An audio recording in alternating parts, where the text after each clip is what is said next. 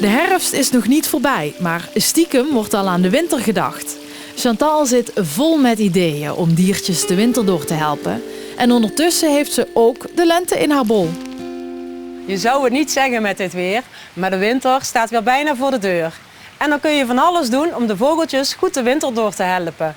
En daar hoef je geen grote tuin voor te hebben. Zelfs op een klein balkon of terras kun je van alles doen om vogels te helpen.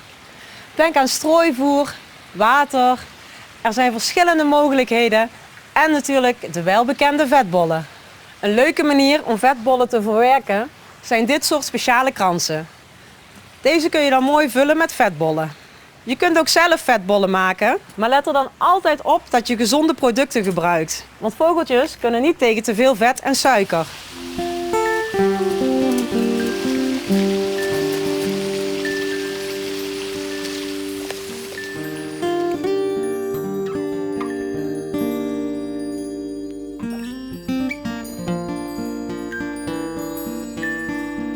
Je zou zeggen dat een nestkastje iets voor het voorjaar is. Maar denk er eens aan om deze alvast in de herfst op te hangen.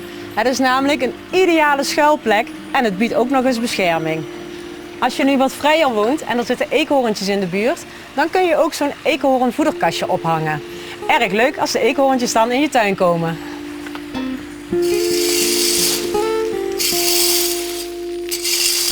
De meeste mensen willen niet te veel blad in hun tuin. Maar als je zo'n berg nu ergens in een hoekje in de tuin legt, heb je de ideale plek voor egels om hun winterslaap te houden. Ondanks dat de winter zijn eigen charme heeft, verlang ik dan altijd alweer naar het voorjaar.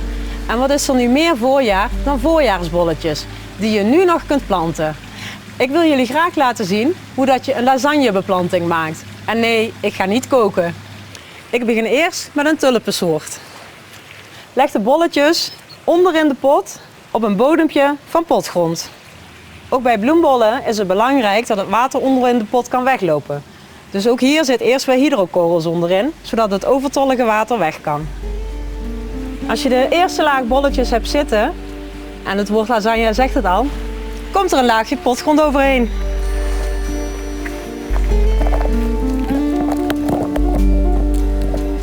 In totaal komen hier 5 lagen in. De tulp die als laatste bloeit, die zit er al in. De volgende is een blauw druifje. Dan gaan we een anemoon doen. Dan narcissen.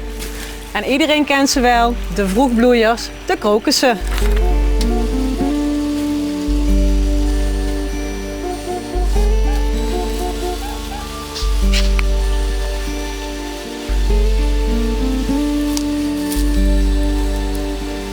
En de laatste laag, de krokussen, want die bloeien als eerste.